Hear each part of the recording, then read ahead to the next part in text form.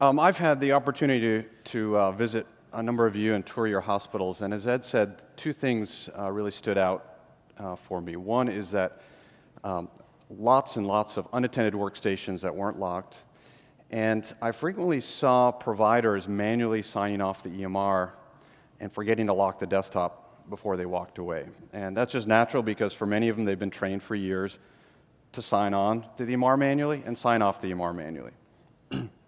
So kind of the backstop solution that we rely on are inactivity timers.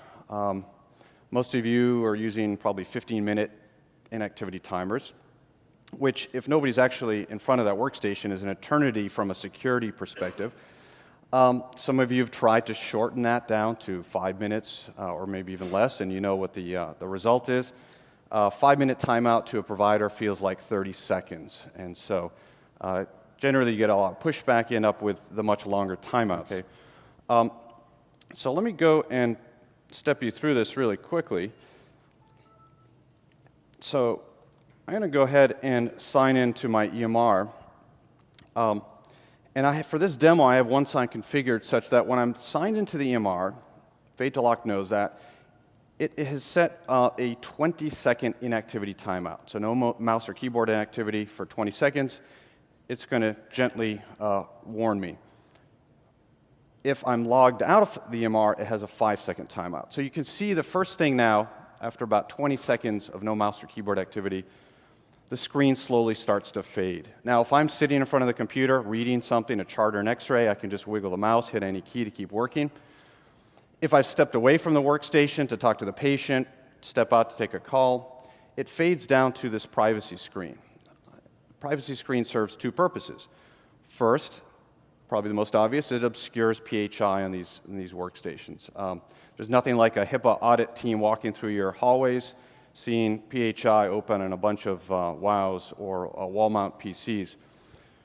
Secondly, the privacy screen provides clear indication of that I'm currently logged on to this workstation. So if somebody else walked up to this computer, they can see who's using it, and it provides a nice set of instructions telling them what to do if they want to use this workstation. Okay, so these instructions also are customizable in the one-sign computer policy so that you can match the instructions to your particular workflows. So now, let's say I come back to this computer. Again, I can just wiggle the mouse, hit any key to keep working. One sign at this point doesn't know that I wiggle the mouse, right? So it pops up one last notification showing that I'm currently logged into this computer. In the case that somebody else jumped onto my workstation, didn't see my name on the privacy screen, and just started working away. Okay, as Ed said, and Omar alluded to earlier this morning, charting under the wrong name is a huge security and safety risk in the organizations.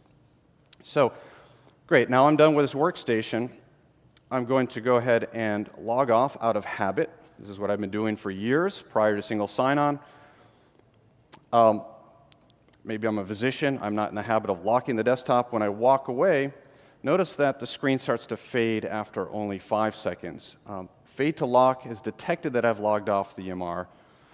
And again, it uses the SSO profiles that you already have in place. And it uses the much shorter, more aggressive timeouts for not only warning me that the lock is going to occur, but you can even set it to do a much shorter lock timeout. Thanks, okay? Thanks, John. Great demo.